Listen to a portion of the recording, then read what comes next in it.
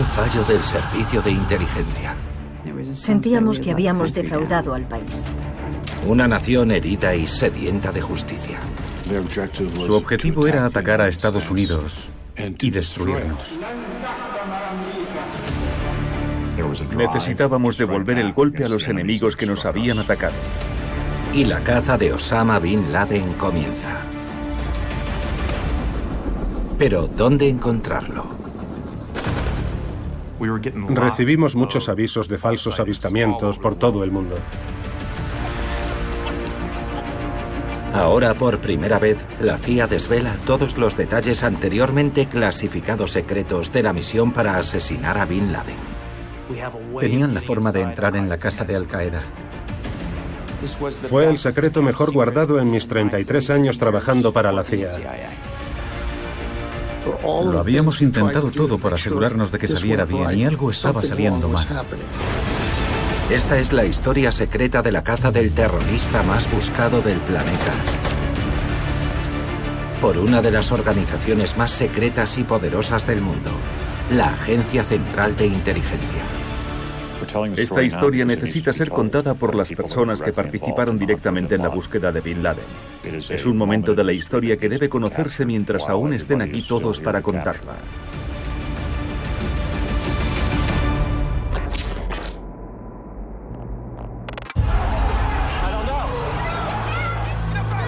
Una soleada mañana de septiembre de 2001.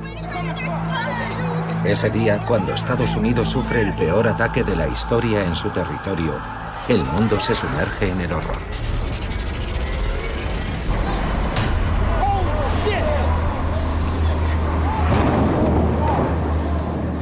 Los terroristas han secuestrado 4 aviones de pasajeros.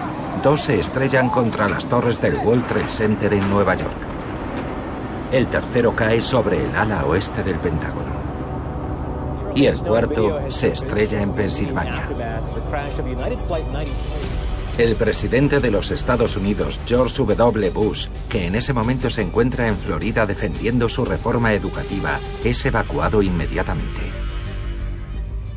Yo estaba en su pequeño despacho en el Air Force One. El presidente me miró a los ojos y me preguntó, Michael, ¿quién ha hecho esto? Yo le dije, señor presidente, no tengo ninguna información de inteligencia que apunte a un autor, solo puedo ofrecerle mi mejor conjetura. Hay un par de estados con capacidad para hacer esto, Irán e Irak. Pero dudo que ninguno de los dos gane nada haciendo algo así. Creo que al final del rastro estarán Al-Qaeda y Osama Bin Laden.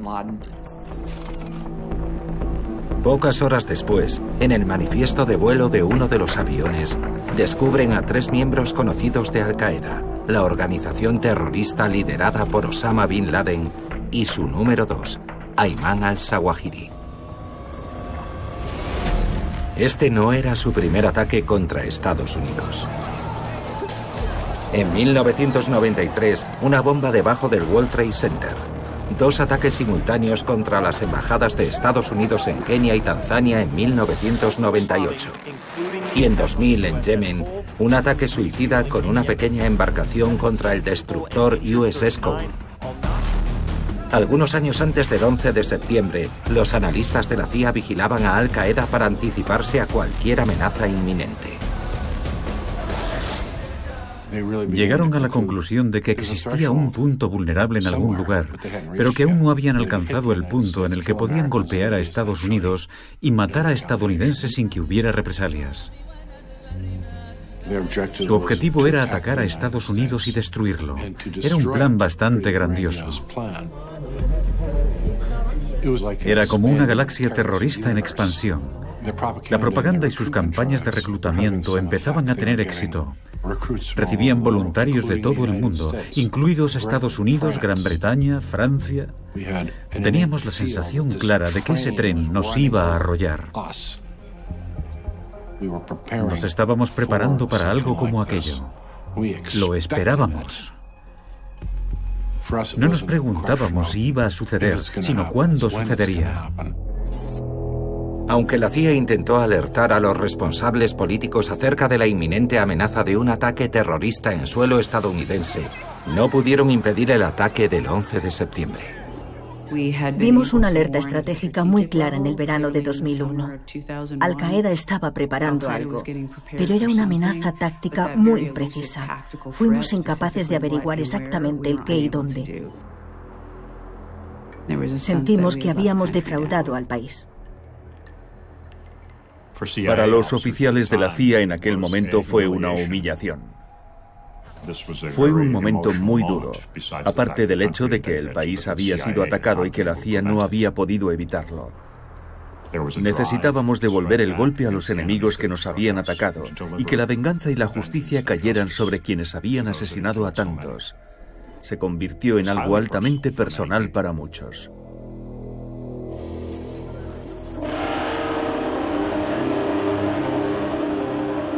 El día después de los atentados, el presidente Bush se reúne con sus asesores más próximos.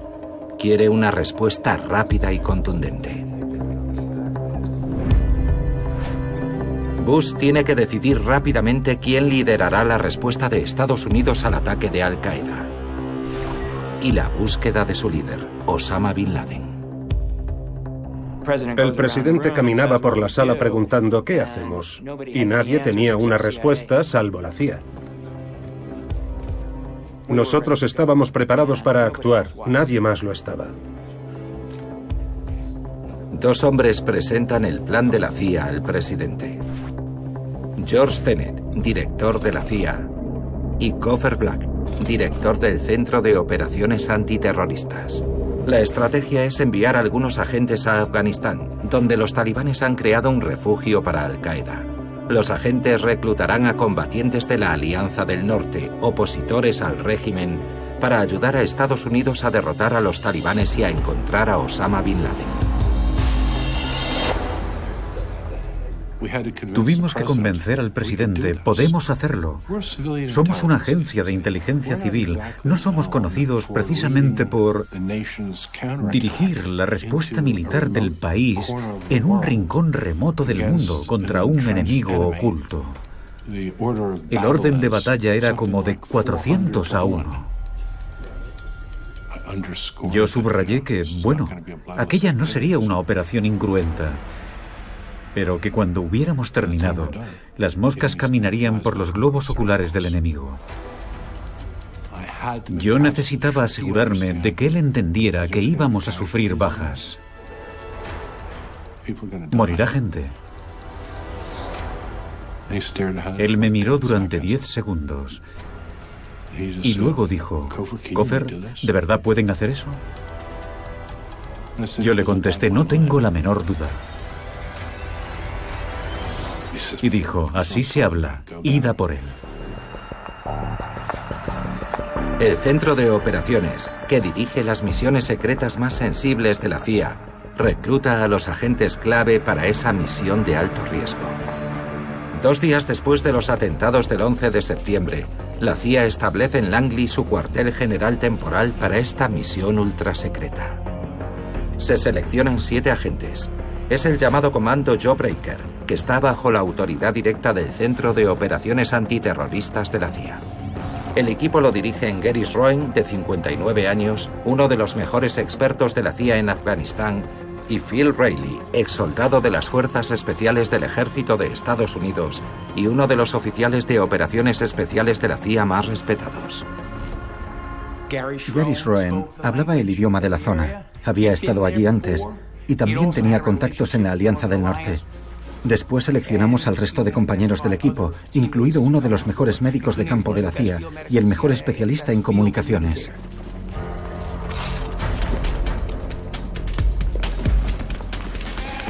Además de equipos y comida, el equipo lleva AK-47, pistolas automáticas de 9 milímetros y 3 cajas con $3 millones en billetes de 100. El dinero servirá para reclutar aliados sobre el terreno.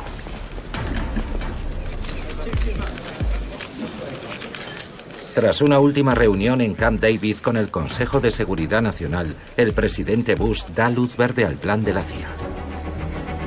Declara la guerra a Al-Qaeda y al régimen talibán.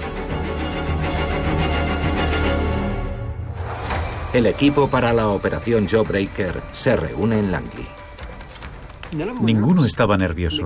Todos comprobaron que los datos de sus seguros de vida eran correctos, que estaban actualizados y redactaron sus testamentos. No fue una fiesta. No hubo discursos de despedida. Solo se fueron a hacer lo que tenían que hacer. Primero volamos a Alemania y después usamos la base de la CIA en Tashkent, Uzbekistán, y luego la de Dushanbe, en Tayikistán. Usamos un helicóptero soviético. Era el único transporte aéreo que teníamos que se había usado anteriormente para entrar en Afganistán. Sería nuestro medio para entrar. La CIA tiene muchas maneras de infiltrar a gente, pero esa era perfecta. Llevaba un gran tanque de combustible dentro e iba cargado con todo el equipo que necesitaríamos y los $3 millones. El comando Jawbreaker se despliega 2 semanas después del 11 de septiembre. Siguiente parada, Afganistán.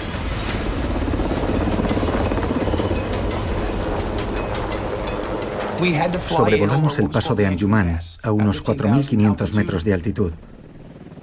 El helicóptero era grande y pesado. Todos suspiramos aliviados cuando conseguimos superar el paso y descendimos hacia el valle de Panjshir. Una de las ventajas de volar en un helicóptero ruso era que los talibanes también usaban aparatos rusos.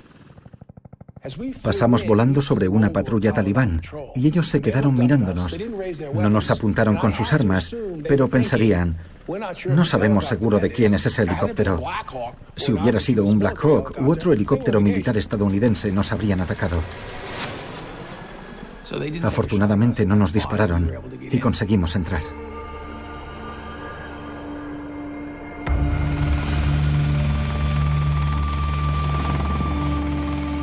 Nada más aterrizar en medio del valle de Panjshir, el equipo comienza su misión.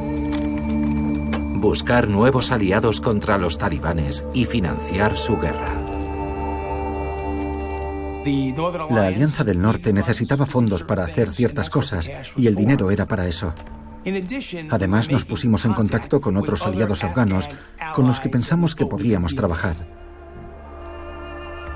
Ya fueran uzbecos o pastunes del sur, el mensaje era, ahora estáis en nuestro equipo. Y también, ahora tendréis personal de la CIA y del ejército estadounidense en vuestras filas. Una vez Jawbreaker hubo abierto camino, el ejército estadounidense se unió a la lucha.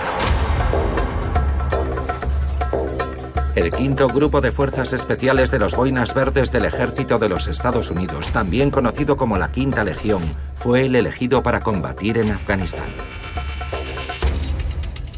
Mi misión era destruir el régimen talibán y convertir a Afganistán en un refugio peligroso para Al-Qaeda. Era a la vez abrumador e intimidante, pero también era como, vaya, esta es la clásica misión de los Boinas Verdes. ¿Cuántas veces te dicen, id y acabad con ese país?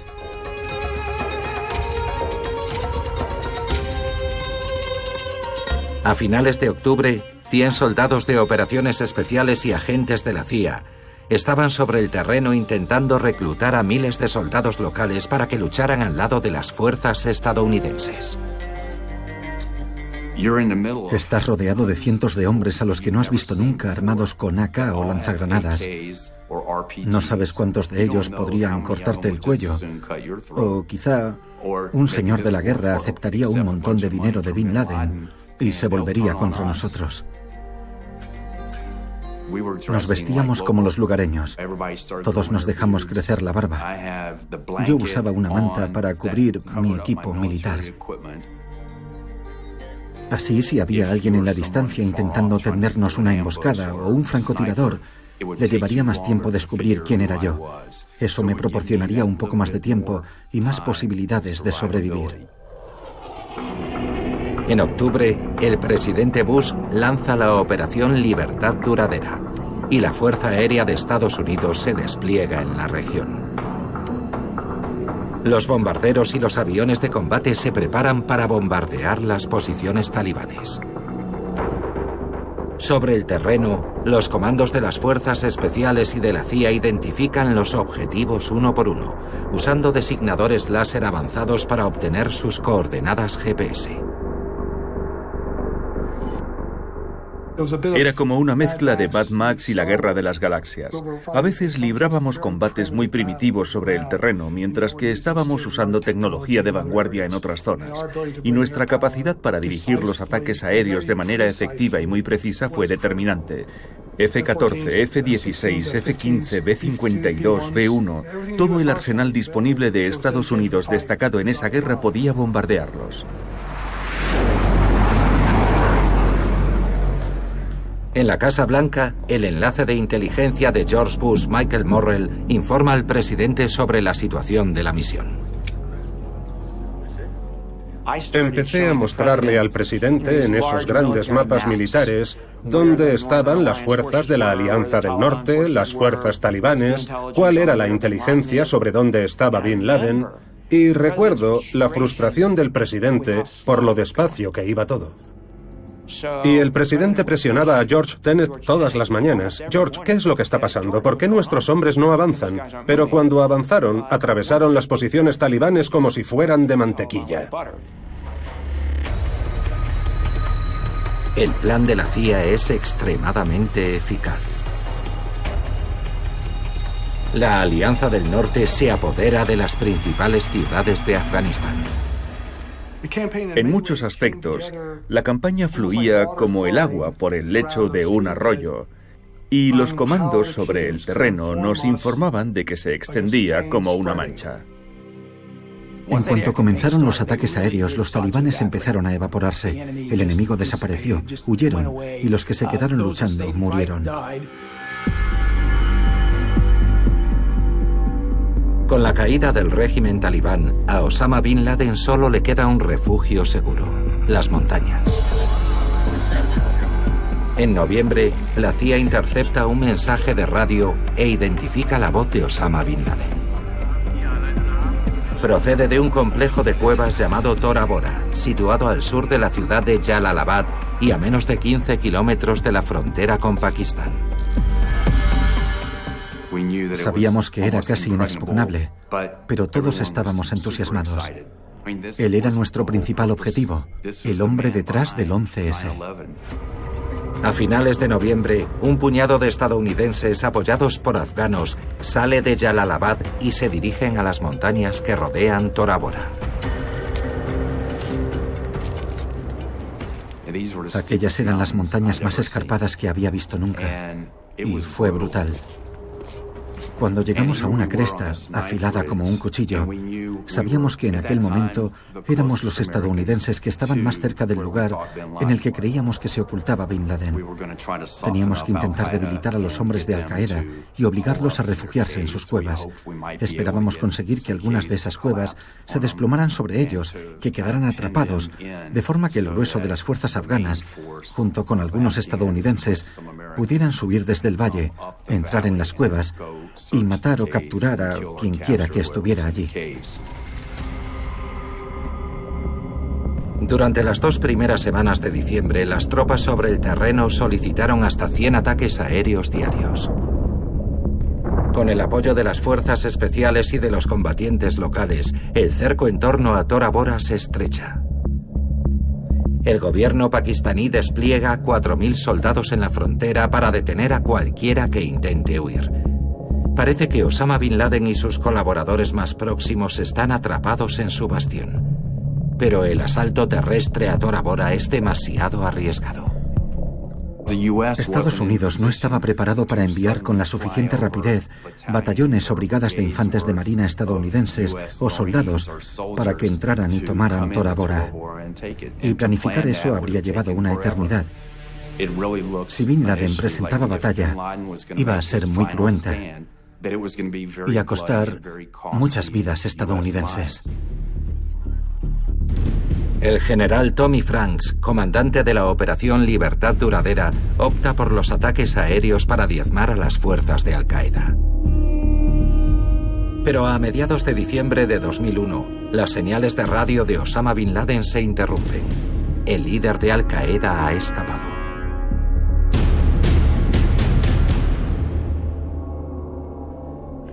Estaban allí, en esa área muy restringida, y si no los rodeabas y atacabas, podían escapar.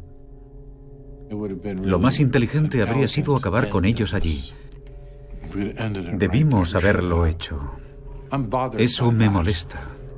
Pero yo soy un oficial de inteligencia, no soy un general de 4 estrellas.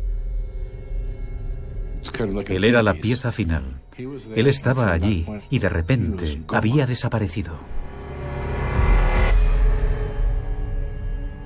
Yo fui la primera persona que le dijo al presidente que Bin Laden había escapado de Tora Bora. El presidente dijo, ¿hay alguna novedad esta mañana? Yo le dije que Bin Laden había escapado y él mató al mensajero. Él estaba furioso. Dijo, ¿cómo has podido permitir que eso pase? ¿Cuál es tu plan a partir de ahora? Tras el fracaso de Tora Bora, los comandos de Al-Qaeda que se escondían con Osama Bin Laden huyeron a Pakistán, Irán, Yemen o el sudeste asiático. Coordinada por la CIA y con el apoyo de los servicios de inteligencia extranjeros aliados, la nueva guerra contra el terrorismo se vuelve global. Su organización era mucho más sofisticada de lo que habíamos imaginado. Fue aterrador descubrir lo que estaban planeando y organizando. En los campamentos, los recién llegados se registraban y rellenaban un formulario en el que decían lo que estaban dispuestos a hacer y daban detalles acerca de sus antecedentes. En Europa se habían organizado en células para buscar voluntarios que iban a esos campos de entrenamiento donde los convertían en armas. En la organización de Bin Laden había franceses. Descubrimos que esas personas estaban más que dispuestas a pasar a la acción.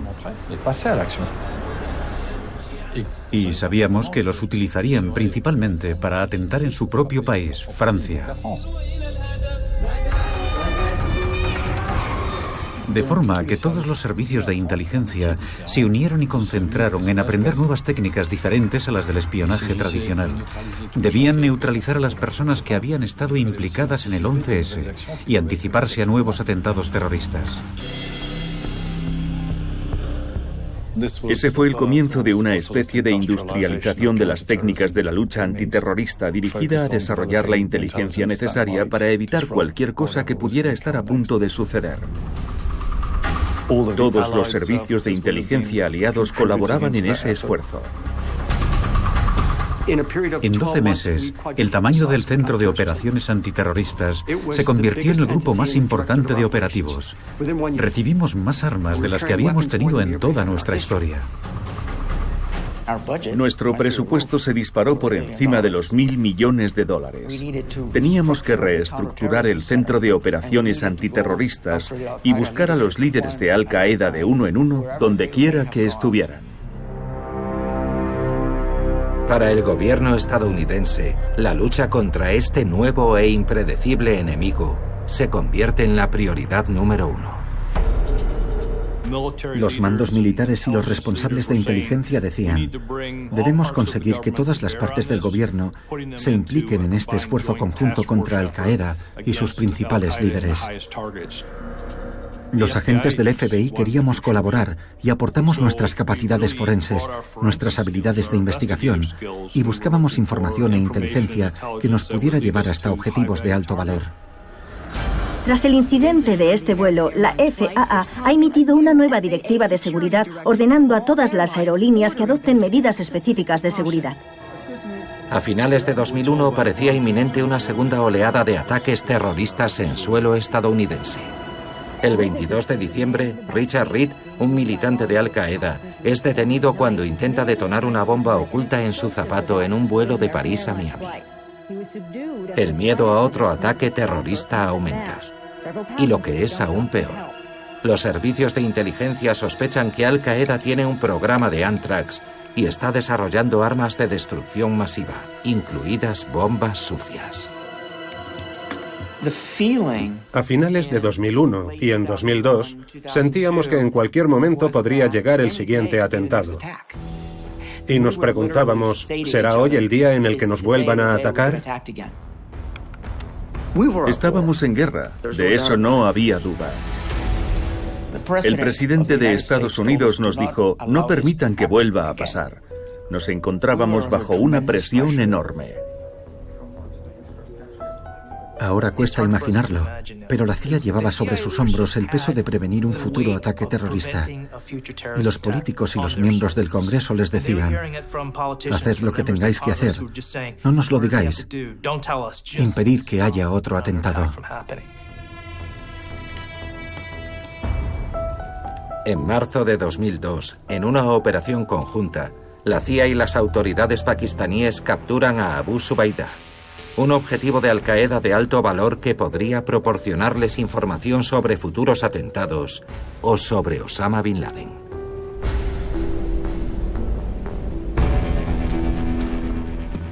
Él era alguien a quien necesitábamos interrogar nosotros, porque nadie iba a cuidar de nuestra seguridad nacional como lo haríamos nosotros. Necesitábamos dejar a un lado los riesgos y la corrección política e interrogarlo lejos de la luz pública. Si lo llevábamos a Estados Unidos, él conseguiría un abogado y se pondría en marcha un proceso penal. Y necesitábamos conseguir información sobre los planes e intenciones de Al-Qaeda y las posibles amenazas a las que nos enfrentábamos. Nuestro interés no era construir un caso para poder acusarlo de un delito. Era evitar otro atentado importante contra Estados Unidos. La CIA traslada a Abu Zubaydah a lo que se conocería como un sitio negro, una prisión secreta en un país extranjero, en la que los prisioneros son interrogados lejos de las leyes estadounidenses. Durante ese periodo inicial, él nos dio un par de informaciones valiosas. Una de ellas nos confirmó que Khalid Sheikh Mohammed había sido el cerebro del 11S. Pero después dejó de hablar. Se negó a seguir hablando. El presidente nos preguntaba, ¿qué dices sobre esas otras amenazas? No decían nada. Y fue entonces cuando creamos el programa de interrogatorios mejorados. Programa mejorado de interrogatorios. Una lista de técnicas autorizadas que la CIA podía utilizar para convencer a los prisioneros para que hablaran. Entre ellas, la manipulación dietética, las bofetadas, la privación del sueño,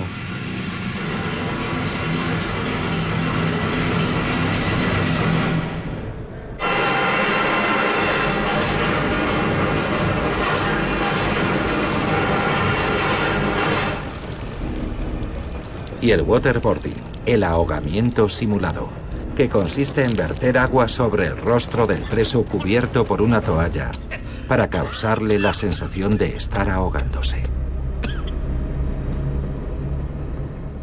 El objetivo final era conseguir que psicológicamente comprendieran que no tenían ninguna esperanza, que no tenían absolutamente ningún control sobre nada, el sueño, la comida, nada. Y que aumentaríamos la presión hasta que finalmente aceptaran cooperar con nosotros, hasta que se rindieran.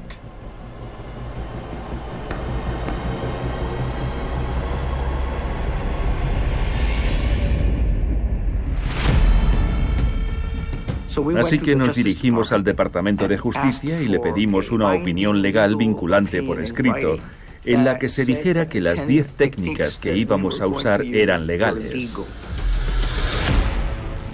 Y no movimos un dedo hasta que la conseguimos.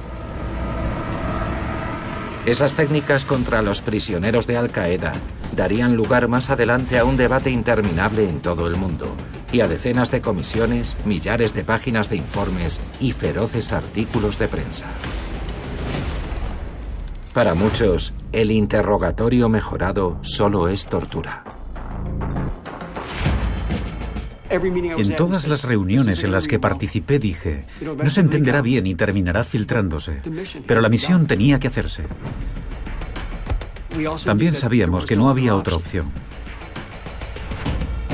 De todas las personas a las que se informó, y fue un número importante, ninguna dijo, «Oh, Dios mío, parad».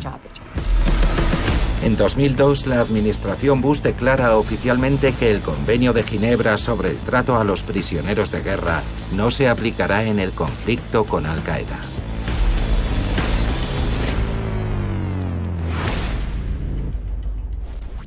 El presidente aprobó el programa y el equipo de seguridad nacional aprobó el programa. Se informó a los comités del Congreso, todos dieron su aprobación.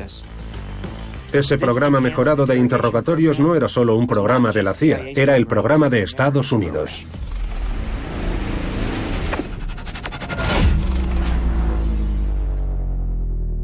El debate aún sigue vivo. El Comité del Senado de Estados Unidos declara que el programa de interrogatorios de la CIA infringe las leyes de Estados Unidos, no consigue ninguna información valiosa y probablemente solo obtiene respuestas falsas. Por su parte, la mayoría de los agentes implicados quieren defender el interrogatorio mejorado, haciendo pública toda la información recogida mediante el programa. Y se mantienen firmes, simplemente no tenían elección. Éramos nosotros los que estábamos sobre el terreno, los responsables de proteger al país y de salvar vidas estadounidenses. No dudamos en actuar. Todos conocíamos los riesgos que implicaba. Sin duda creo que en aquel momento era lo único que se podía hacer, porque esas personas no iban a hablar. Necesitábamos eso, y lo necesitábamos urgentemente. Alguien tenía que hacerlo. La CIA desarrolla su programa de interrogatorios y crea prisiones clandestinas en 9 países para interrogar a los detenidos de Al-Qaeda. Se convirtieron en los pequeños nodos para obtener información, a los que con frecuencia se llevaba los activos más valiosos con los ojos vendados en vuelos de larga distancia y los dejaban en lugares donde podían presionarlos para intentar sacarles información. La información es esencial para evitar nuevos atentados. En el Centro de Operaciones Antiterroristas, un nuevo tipo de analistas llamados rastreadores de objetivos, que recogen información sobre cada sospechoso, se suma a la caza. La búsqueda global de la cúpula de Al-Qaeda continúa. Khalid Sheikh Mohammed, el número 3 de Al-Qaeda y cerebro intelectual del ataque del 11S, es arrestado en 2003, y su sucesor, Abu Farah al-Libi, en 2005. Pero aunque son eliminados muchos miembros importantes de Al-Qaeda, su jefe supremo sigue huido. Osama Bin Laden simplemente se ha desvanecido. Los analistas se reunieron y dijeron, creemos que Bin Laden tiene 4 vectores. Uno es su familia. Tal vez alguien de su familia cometa un error, o quizá podamos seguir a alguien de su familia. El segundo eran los correos. Bin Laden confiaba en seres humanos para llevar mensajes a sus lugartenientes. Tal vez podamos encontrarlo siguiendo a uno de sus correos. El tercero era su liderazgo. Tal vez ellos sepan dónde está y no sean tan cuidadosos como él. Y el cuarto era, él graba vídeos y mensajes de audio. Tal vez, con la ayuda de la tecnología, podamos restringir la búsqueda a una sola ubicación. Los analistas de la CIA usan software analítico avanzado para examinar la gran cantidad de información disponible. Entre los miles de nombres recogidos en los informes de los interrogatorios, los analistas destacan el nombre de un individuo que aún no ha sido investigado a fondo. Creen que él podría ser la clave.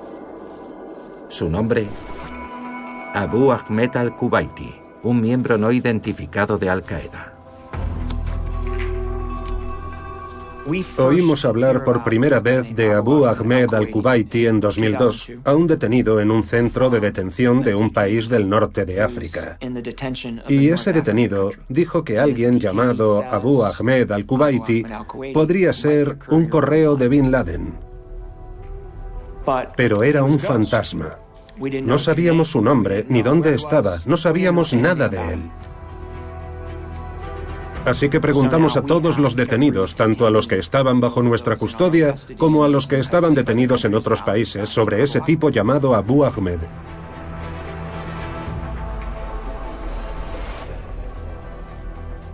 Uno de ellos nos dijo que no solo era posible que fuera un correo de Bin Laden, sino que incluso podría ser alguien que viviera con Bin Laden. Fue un momento crucial. Khalid Sheikh Mohammed, autor intelectual del 11 de septiembre, es interrogado sobre Abu Ahmed al-Kuwaiti. El resto de los detenidos nos decían, sí, conocemos a Abu Ahmed. Y Khalid Sheikh Mohammed decía, nunca oí hablar de él, no lo conozco.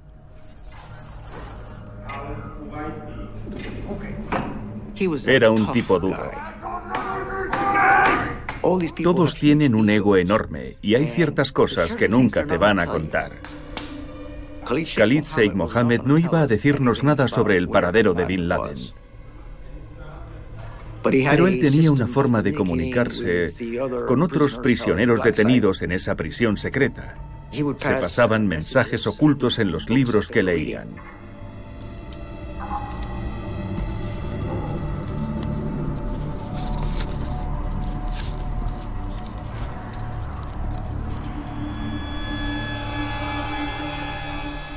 Cuando lo descubrimos, tomamos la decisión de no impedírselo para poder seguir leyendo sus mensajes.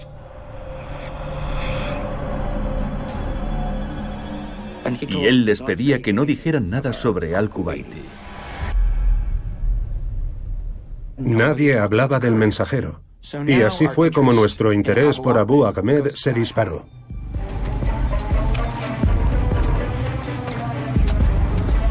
Más tarde, Hassan Gul, otro miembro de Al-Qaeda, les proporcionó información valiosa sobre al-Kuwaiti. Básicamente nos dijo que al-Kuwaiti fue la persona que entregó la carta de Bin Laden a Abu Farah al-Libi en la que le nombraba nuevo jefe de operaciones.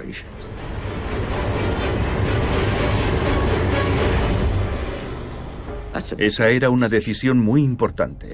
Era una orden procedente de Osama Bin Laden. Entonces supimos que teníamos algo importante. Durante años, los analistas de la CIA siguen la pista de al-Kuwaiti, tratando de averiguar su nombre real y su paradero. Pero mientras, la guerra contra el terrorismo se intensifica. Al-Qaeda está lejos de haber sido derrotada. Recogiendo las donaciones de sangre y no sabemos si todavía... El fantasma del llamamiento de Osama Bin Laden a la yihad se materializa en un atentado suicida en Madrid en 2004 y en Londres en 2005.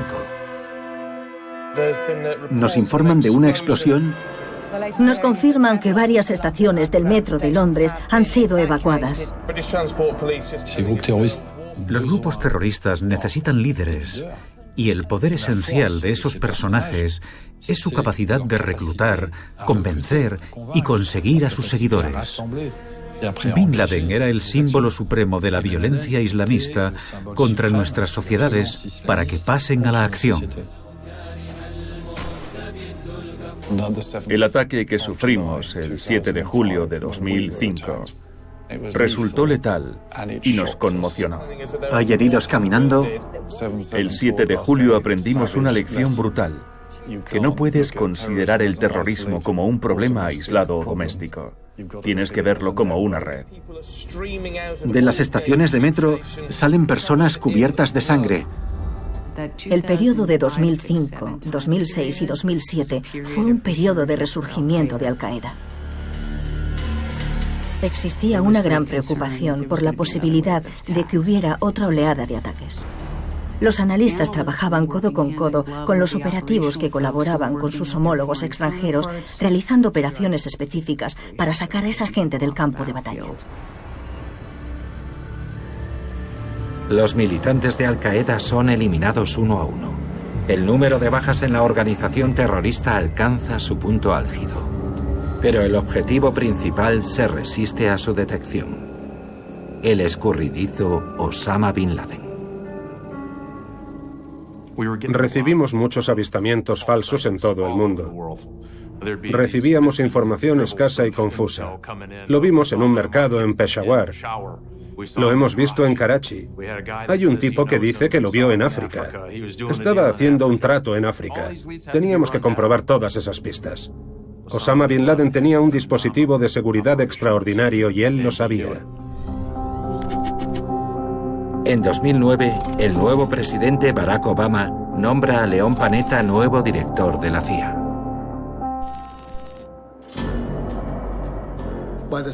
Cuando me convertí en director de la CIA, todos los esfuerzos que se habían realizado para intentar localizar a Bin Laden no habían conducido a ninguna parte. Todas las pistas se habían enfriado. Simplemente no teníamos ninguna pista sobre su paradero. Algunos pensaban incluso que podía haber muerto. Los analistas no se rinden. Mientras trabajan para identificar a Al-Kuwaiti, el correo de Bin Laden, un nuevo activo capta su atención. Un misterioso bloguero que usa el seudónimo de Abu Dujana al-Khurasani.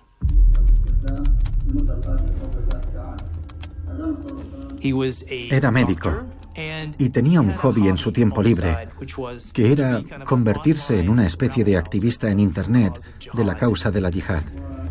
Y se había convertido en una voz muy importante dentro de la comunidad yihadista, con muchos seguidores en todo el mundo. Él le surgía a cometer atentados contra objetivos estadounidenses. El servicio secreto jordano, fiel aliado de la CIA, descubre la identidad de este yihadista en la red. Humam Khalil al-Balawi. Lo detienen y presionan para que se convierta en un agente doble.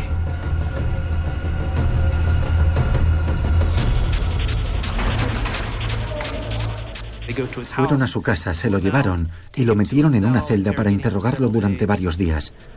Y ese médico, que nunca antes había sido detenido, cedió enseguida y aceptó convertirse en un informante para los jordanos y, por extensión, para los estadounidenses. Durante varios meses, al-Balawi les da información sobre Al-Qaeda a sus superiores jordanos, quienes a su vez se la pasan a la CIA para su evaluación.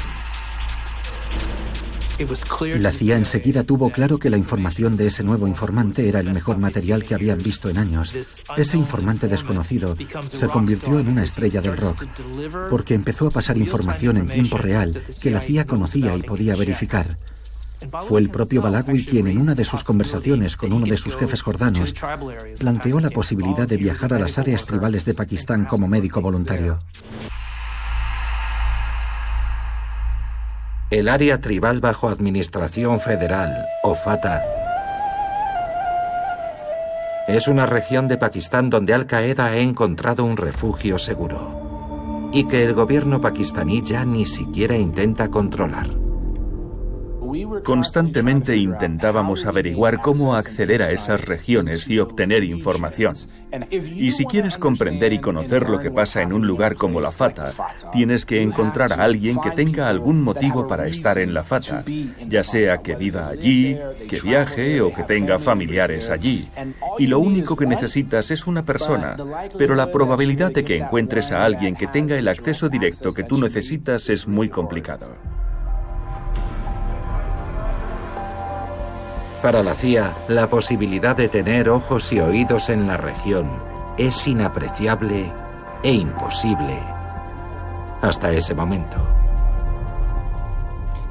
En Langley todos pensaban que tenían un activo muy importante y que la búsqueda de Bin Laden, que se había enfriado tanto durante tanto tiempo, tenía un nuevo potencial. Tenían una forma de entrar en la casa de Al-Qaeda.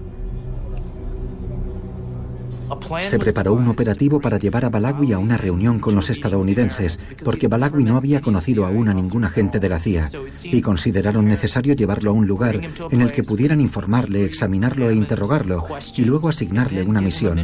Una vez averiguaran cuáles eran sus capacidades, podrían prepararlo para que hiciera algo importante. Podían pedirle que los llevara hasta el mismísimo Bin Laden.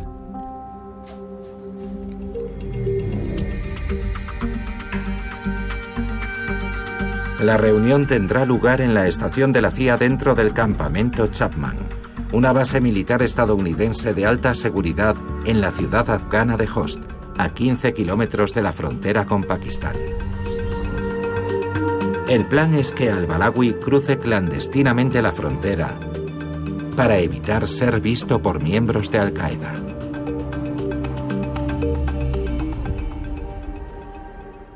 Khost es un lugar remoto, accidentado y difícil. Todo el mundo se conoce en esa región, y si eres nuevo en esa zona llamarás la atención. Y no hay muchas razones para aparecer en Khost, Afganistán.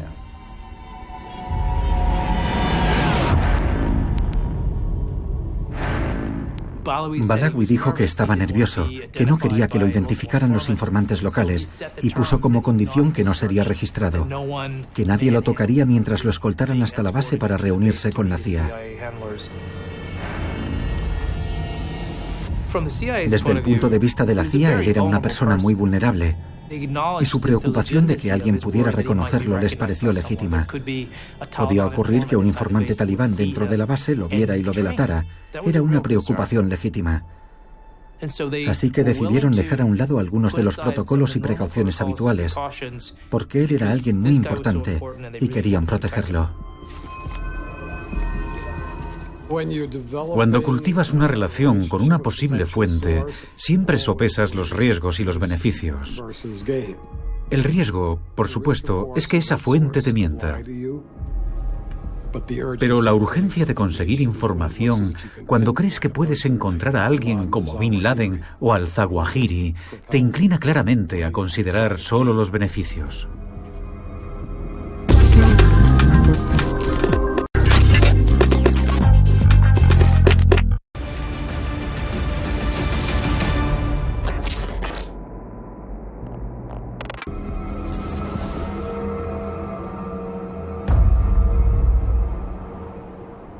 La primera reunión con al-Balawi está programada al atardecer. Los oficiales de la CIA en la base, protegidos por personal de seguridad de la CIA, se reúnen fuera y esperan a que llegue su coche. El primer encuentro con una posible fuente es crucial. Es tu oportunidad para observar su lenguaje corporal, de ver cómo habla, cómo responde a las preguntas y también para sondear sus motivaciones. ¿Sus motivaciones son sinceras? Una parte esencial de una reunión con una fuente como esa es que él también desee establecer algún tipo de relación. No es un interrogatorio hostil, es un intercambio de información. Como había aceptado la CIA, el jefe de seguridad de la base instruyó a su equipo que obviara el protocolo habitual de seguridad cuando un vehículo desconocido entraba en la base.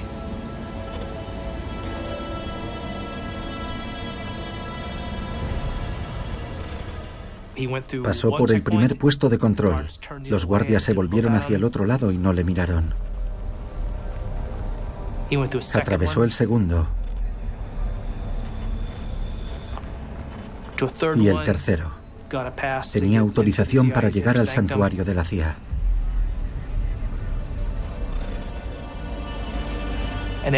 Y no lo registraron, examinaron ni interrogaron. Llegó hasta un grupo de oficiales de la CIA impacientes por reunirse con él.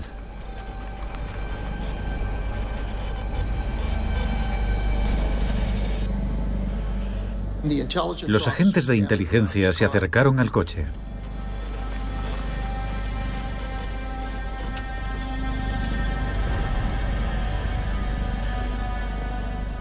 Cuando salió, el equipo de seguridad notó que algo iba mal. Le dijeron que levantara las manos y él detonó su chaleco bomba.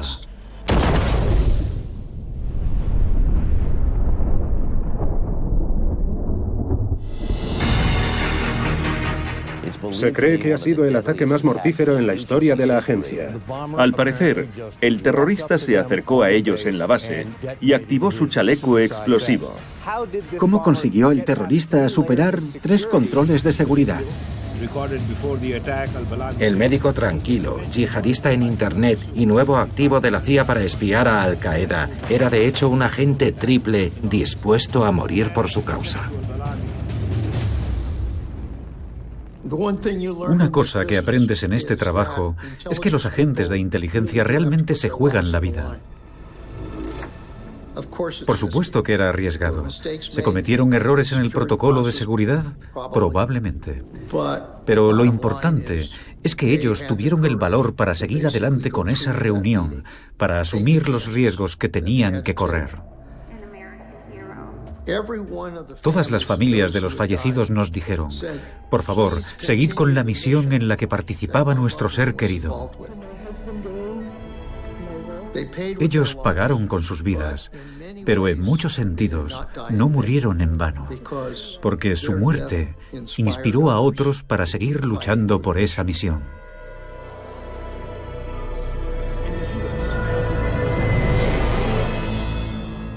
La emboscada de la base Chapman no puede quedar impune. Al-Kuwaiti es la última esperanza de la CIA para encontrar a Osama Bin Laden. Y los analistas se están acercando. Durante años han reunido información de los detenidos y de los servicios extranjeros sobre el misterioso mensajero. Al-Kuwaiti habla pastún. Tiene 7 hermanos. Su nombre de guerra alude al hecho de que sus padres son pakistaníes, aunque ahora viven en Kuwait. Cruzando toda esa información en la gigantesca base de datos sobre militantes de Al-Qaeda, logran dar con la identidad de Abu Ahmed al-Kuwaiti. El principal sospechoso ahora tiene un nombre: Ibrahim Said. Los analistas trabajaron durante años intentando encontrar la pista correcta. Relacionar esos dos nombres basándose en lo que la CIA sabía sobre el correo fue una auténtica proeza. Pero nadie sabe dónde encontrar a Ibrahim Said. La CIA mantiene a la familia de Said bajo constante vigilancia en Kuwait. Sus teléfonos están intervenidos, se graban sus conversaciones. Said usa varios teléfonos que conecta y desconecta de forma aleatoria. Los geolocalizan en el norte de Pakistán, a veces en Rawalpindi y otras en Peshawar. Hasta que un día... Durante una de esas conversaciones, él dijo algo como: estoy trabajando con la gente con la que solía trabajar antes.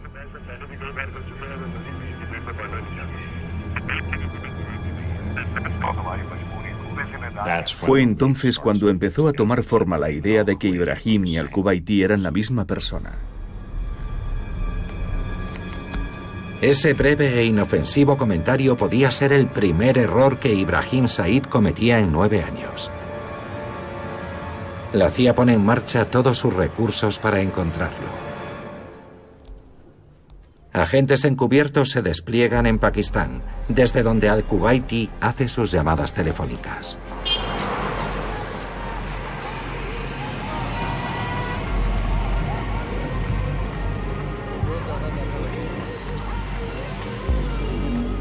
Un equipo de vigilancia de la CIA destinado de forma permanente en Peshawar espera pacientemente a que al-Kuwaiti conecte su teléfono móvil.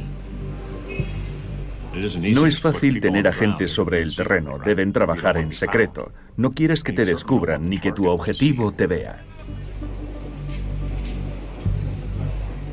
Durante varias semanas, el equipo de la CIA solo vigila discretamente y espera. No sabían exactamente qué aspecto tenía al-Kuwaiti, ni qué tipo de vehículo utilizaba.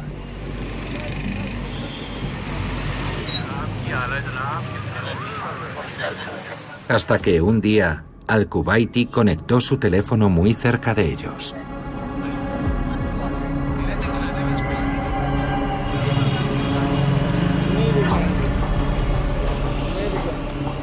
Por supuesto, cuando se encendió, ellos intentaron acercarse a la señal del teléfono. La clave era localizar la señal y encontrar a alguien con un teléfono cerca.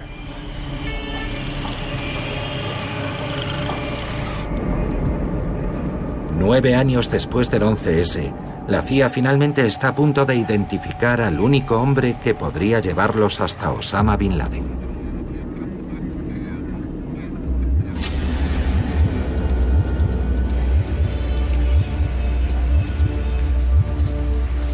Y finalmente identificaron el vehículo que usaba el objetivo. Era una especie de jeep, un Suzuki blanco.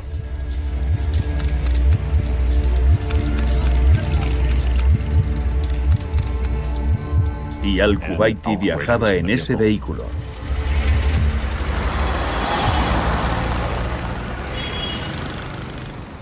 La CIA tiene un rostro para poner a ese nombre. Y confirma que Ibrahim Said Ahmed es al-Kuwaiti. Y no lo pierden de vista. Siguieron a ese pequeño todoterreno blanco en el que viajaba ese correo desde Peshawar hasta Abbottabad, que está cerca de la capital de Pakistán.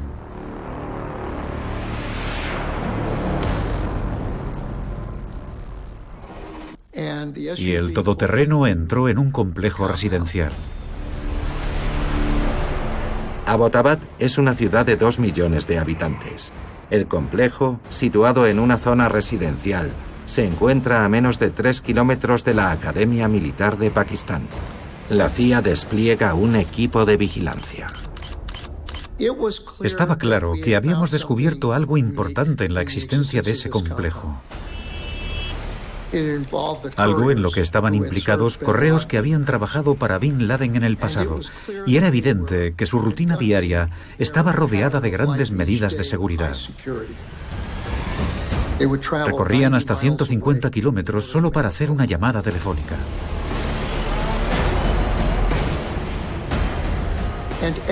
Y solo cuando juntamos todas esas piezas, creo que en ese momento, solo entonces, sentí en lo más profundo que, por primera vez, en más de 10 años, quizá estuviéramos cerca de encontrar a Bin Laden.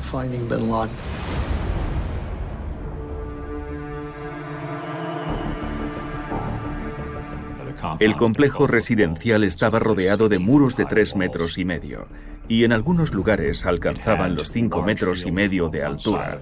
A un lado tenía un gran solar vacío. La entrada al complejo era un pasillo con muros a ambos lados, de forma que si te detenías en la puerta y mirabas hacia el interior, no podías ver los patios que había a ambos lados. Tenía balcones con paredes de 2 metros de altura, de forma que no podías ver a las personas que estaban sentadas o de pie en el balcón. Quemaban la basura dentro del recinto. La vigilancia permanente confirmó que del objetivo no salía ninguna señal electrónica y que la construcción del complejo tuvo que costar mucho dinero.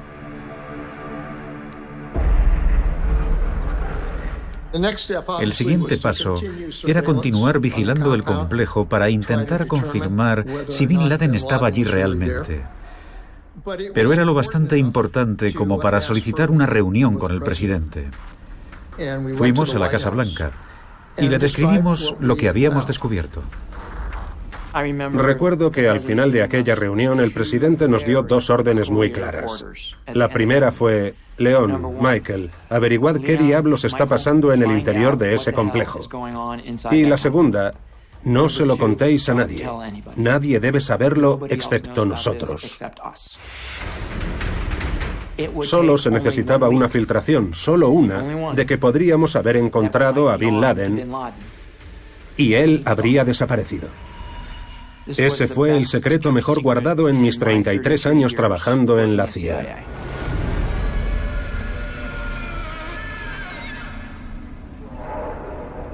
Durante meses, los analistas de la CIA se esfuerzan por conseguir más información sobre quién vive en el complejo.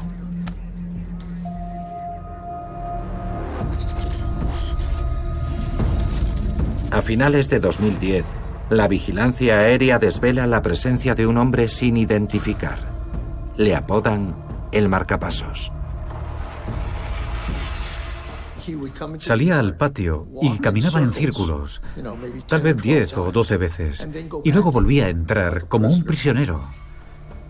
Yo dije, por el amor de Dios, podría ser Bin Laden. Parecía un anciano. Conseguidme una foto, una identificación facial, traedme una cámara, un telescopio, traedme algo. Y me recuerdo diciéndoles, mirad, he visto películas en las que la CIA hace eso. Y todos nos reímos. Pero debo reconocer que hicieron todo lo posible por identificar a esa persona. Intentamos calcular su altura y la respuesta de la Agencia Nacional de Inteligencia Geoespacial fue que medía entre 1,60 y 2,10 metros de altura. Así que no fue muy útil. A pesar de sus esfuerzos, nunca lograron identificar claramente a el marcapasos.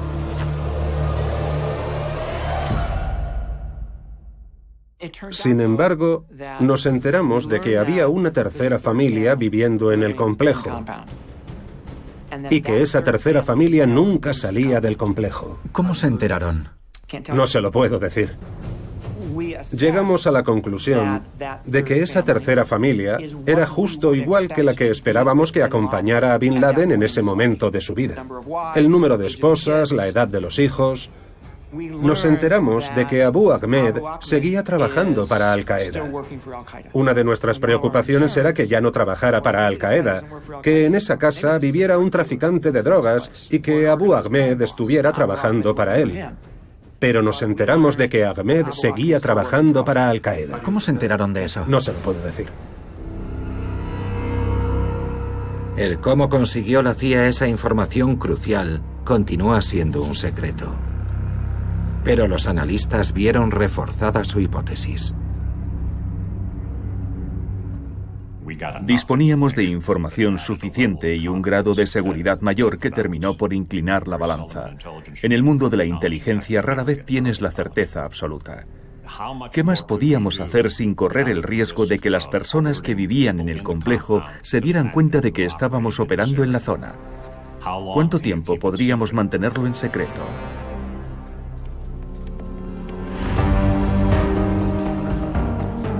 Finalmente, en la CIA mantuvimos una reunión para evaluar la situación. Cuando me preguntaron, yo dije, bueno, estoy seguro en un 95% de que él está allí, y no podemos dejar a Hitler en su búnker, tenemos que atraparlo. La CIA informa al presidente. Le dijimos, creemos que Bin Laden está allí. Y él nos preguntó, ¿cómo pensáis atrapar a ese tipo? Y enseguida nos dimos cuenta de que necesitábamos la ayuda del ejército. Y el presidente nos autorizó a involucrar al ejército.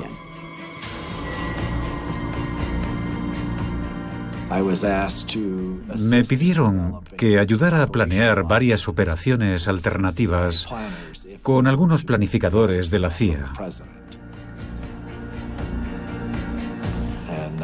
El presidente nos pidió eso y que trajéramos al almirante Bill McRaven, quien dirigía la operación, un almirante de la Armada de 3 estrellas y un Navy SEAL de profesión.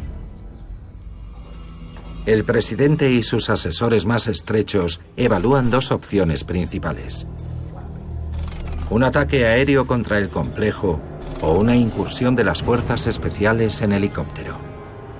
El ataque aéreo parece la opción más segura, pero tiene 2 grandes inconvenientes. El reto de un gran ataque aéreo contra la casa era que provocaría daños colaterales.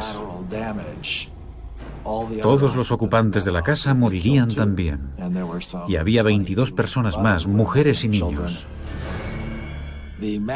La magnitud del ataque aéreo mataría también a personas en las áreas inmediatamente adyacentes. Y el resultado sería que no sabríamos si habíamos matado a Bin Laden o no.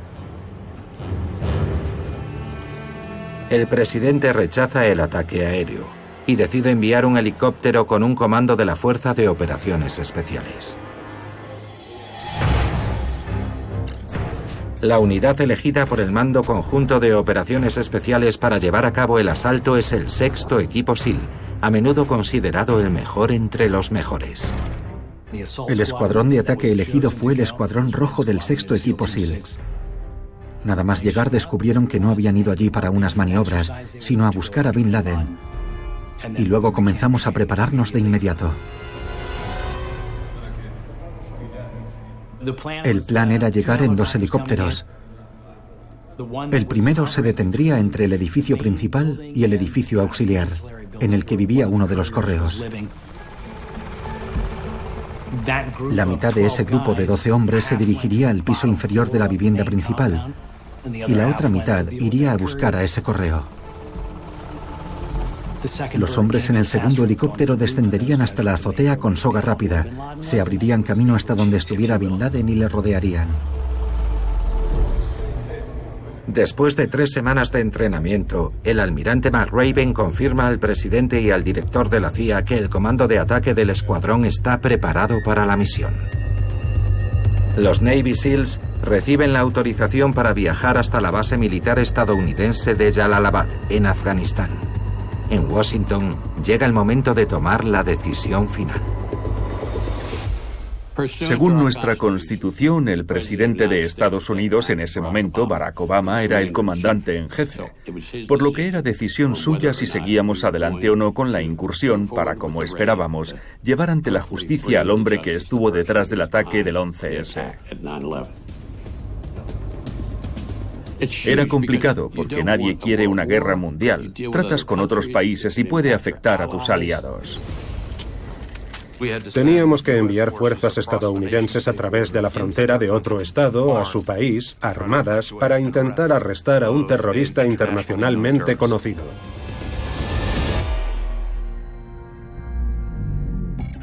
Tras 5 meses analizando información, ya no había ideas republicanas o demócratas al respecto.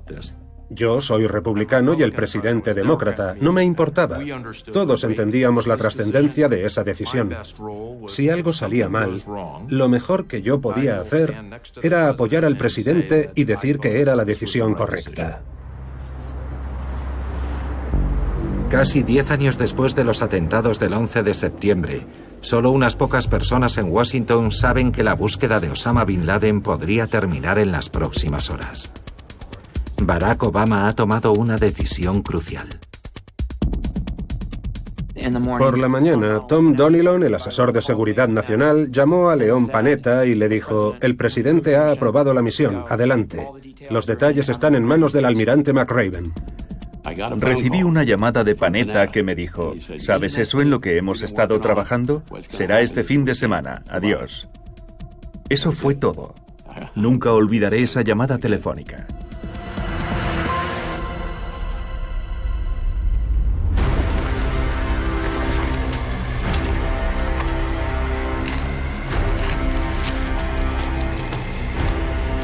La noche cae sobre la base militar estadounidense de Jalalabad. Los SEALs se preparan para esta misión especial, probablemente una de las más importantes desde la Segunda Guerra Mundial. Era una misión de matar. No íbamos a capturar a Bin Laden. Esa era la orden de Bill McRaven, pero también la había firmado el presidente Obama. A esas alturas el presidente tenía que haberla aprobado. Todas las misiones que hacemos son matar o capturar, pero en esta ocasión teníamos que decirles que era un asesinato. Y la cuestión era, ¿queremos llevarlo de vuelta, que sea juzgado y posiblemente poner en peligro a nuestros informantes y los medios que habíamos usado para encontrarlo? Y eso no merecía la pena.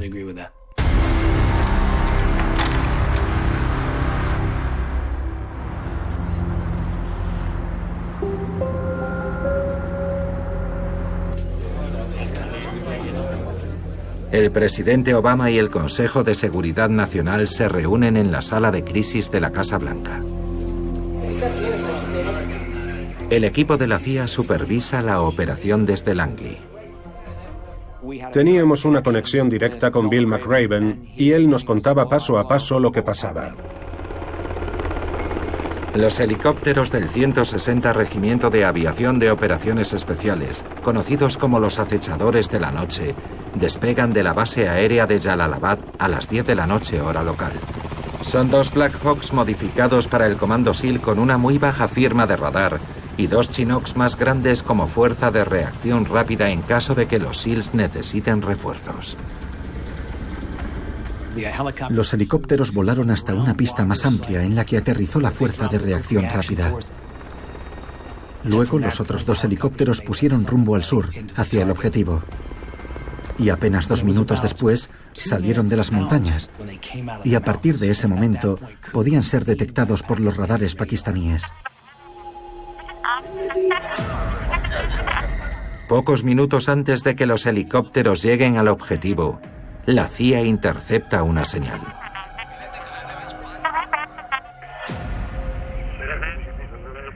En el complejo se ha activado un teléfono celular que la CIA no había detectado antes.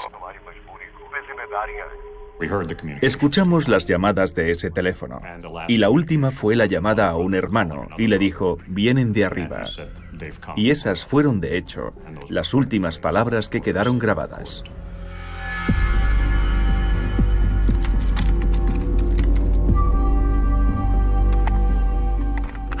Así que estaban despiertos. Lo más probable era que se produjera un tiroteo. Esa era mi mayor preocupación.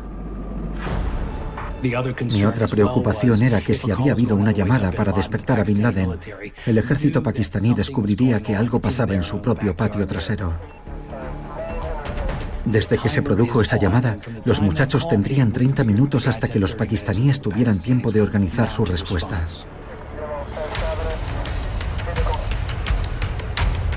Los 2 helicópteros llegan a su objetivo a medianoche.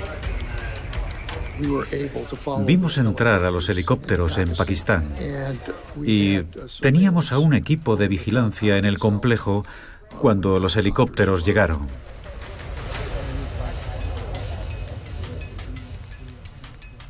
Vimos cómo el helicóptero empezaba a bambolearse.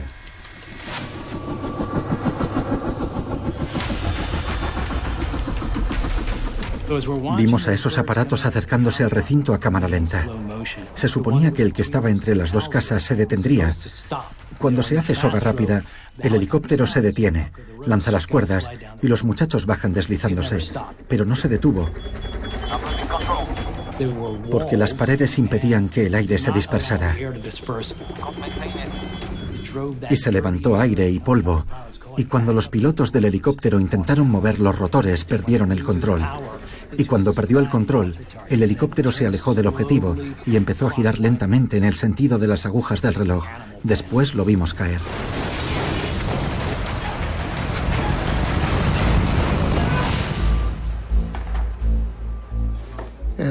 Recuerdo que en aquel momento pensé, ¿qué está pasando? Se veía la tensión en el rostro de todos. En ese momento piensas en todos los preparativos, en todo el trabajo, en todas las cosas que habíamos hecho para asegurarnos de que todo saliera bien, pero algo estaba saliendo mal. ¿Iba a acabar eso con la misión? El piloto evitó que el helicóptero se estrellara y consiguió posarlo en el corral que había junto a la casa principal. El Black Hawk había quedado inutilizado, pero todos estaban a salvo. Yo le pregunté a McRaven con quién estaba en contacto por radio. ¿Qué diablos está pasando, Bill? Y él, sin vacilar un momento, dijo, no hay problema, continuamos con la misión. Tengo helicópteros de apoyo acercándose. Romperán el muro, entrarán y acabarán la misión. Y yo le dije, Dios te bendiga. Adelante. No tuvimos tiempo para preocuparnos porque el helicóptero aterrizó y los muchachos salieron inmediatamente. El ruido del helicóptero al caer despertó a todo el vecindario. La gente encendió las luces, salió a la calle y preguntaba ¿qué es lo que pasa? Y a partir de ese momento fue una carrera contra el reloj. Al ver que su colega había tenido problemas, el piloto del segundo helicóptero se dirigió inmediatamente al lugar de aterrizaje alternativo, situado fuera del complejo. Los muchachos saltaron del helicóptero y corrieron hacia la puerta que iban a usar como punto de entrada alternativo. Y descubrieron que la habían bloqueado por dentro.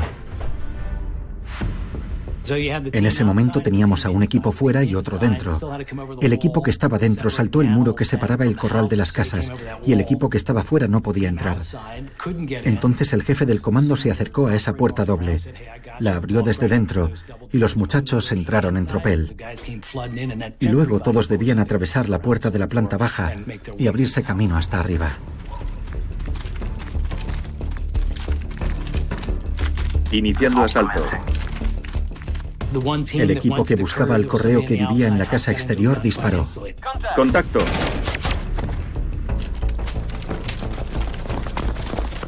Al-Kuwaiti ha caído. Casa de huéspedes segura, 1 Tango Kilo. El comando entra en la casa principal por la planta baja.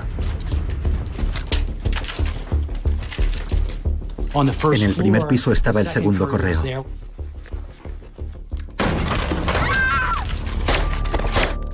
Cuando el comando entró, él alzó su arma, su esposa se puso delante de él y le alcanzó la primera ráfaga. La segunda ráfaga alcanzó al correo.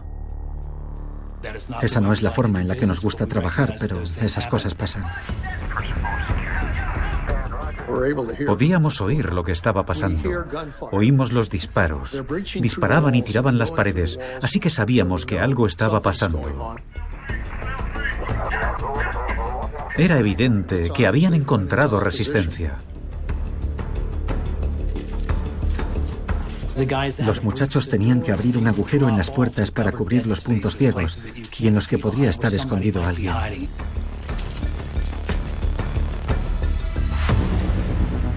Una pesada puerta de metal cerraba la escalera entre la planta baja y el segundo piso, impidiendo el paso a los pisos superiores. Khalid. Khalid. El hijo de Bin Laden bajó las escaleras y le dispararon.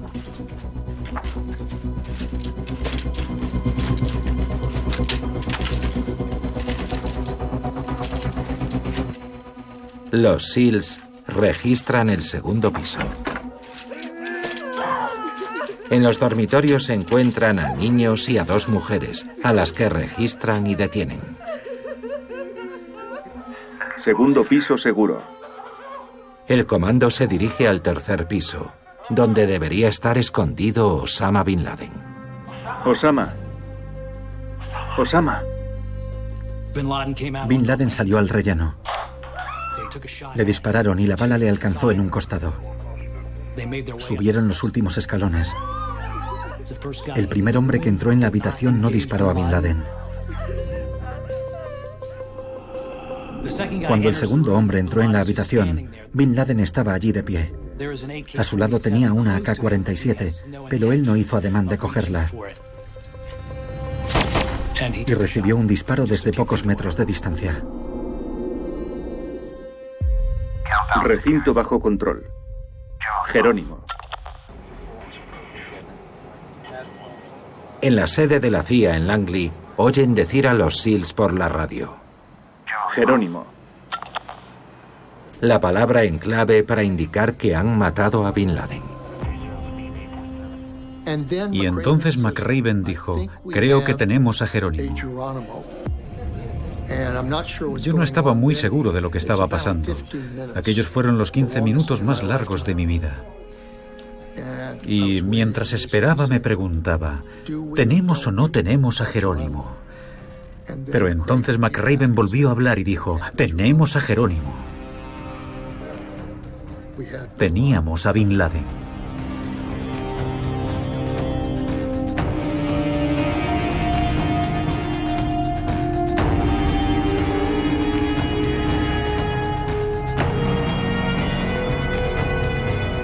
Objetivo alcanzado. Osama Bin Laden ha muerto. Pero la misión aún no ha terminado. Sobre el terreno, el reloj sigue corriendo. Los SEALs tienen que retirarse antes de que aparezcan las autoridades pakistaníes. Los Chinooks de la Fuerza de Reacción Rápida llegan al punto de extracción. Pero antes deben destruir el helicóptero accidentado.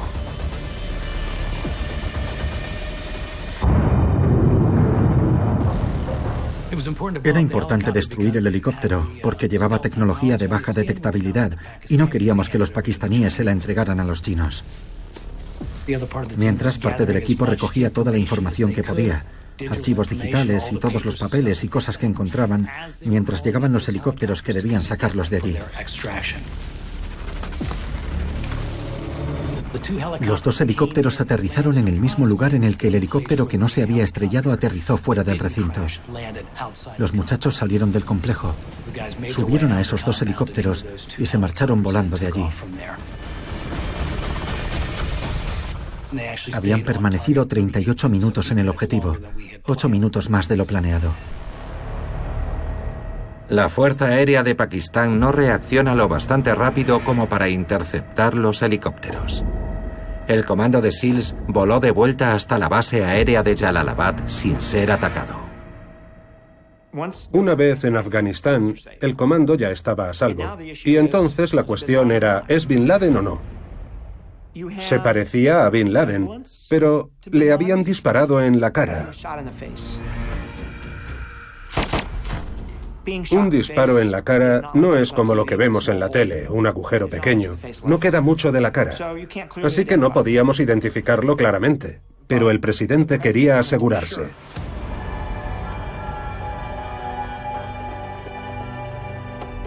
Así que la CIA hizo un reconocimiento facial y un análisis de ADN.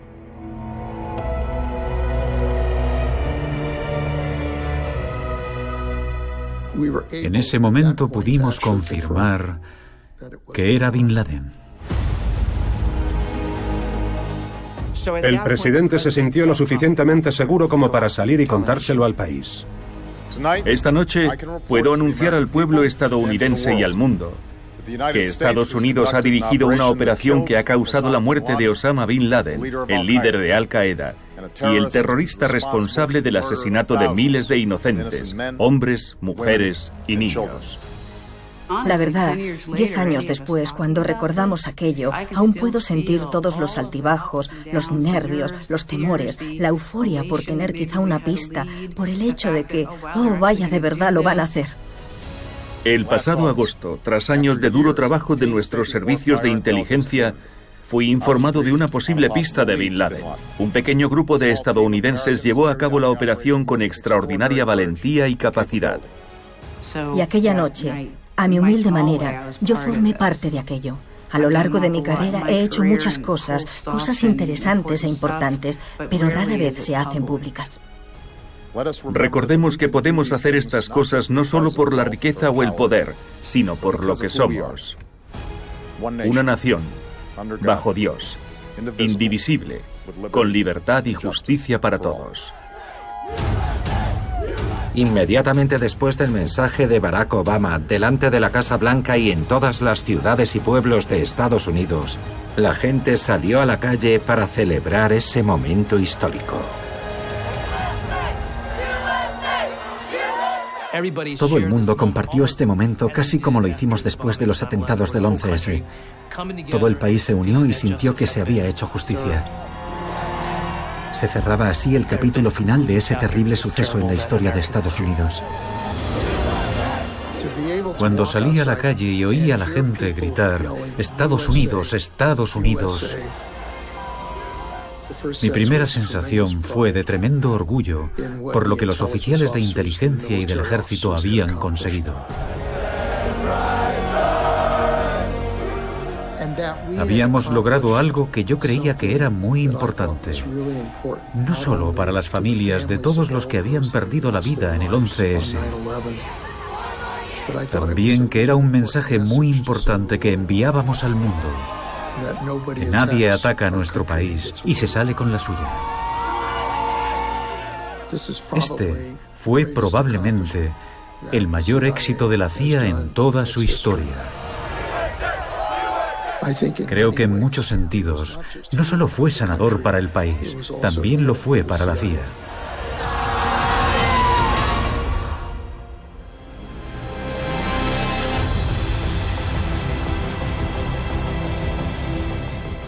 La gente de la CIA es extremadamente resistente. Sí, vamos a llorar. Sí, vamos a enterrar a nuestros muertos y a honrarlos. Y luego los honraremos ganando esta batalla. Ese es el trabajo que hacemos en la CIA. Asumimos riesgos, robamos secretos, hacemos cosas que otras personas no pueden hacer. Pero yo no soy un héroe. Yo hice mi trabajo y lo hice lo mejor que supe. Los héroes son las personas que murieron en Khost. Los héroes son las personas que están en el muro de la CIA. Héroes son quienes murieron el 11 de septiembre. Ellos son los héroes.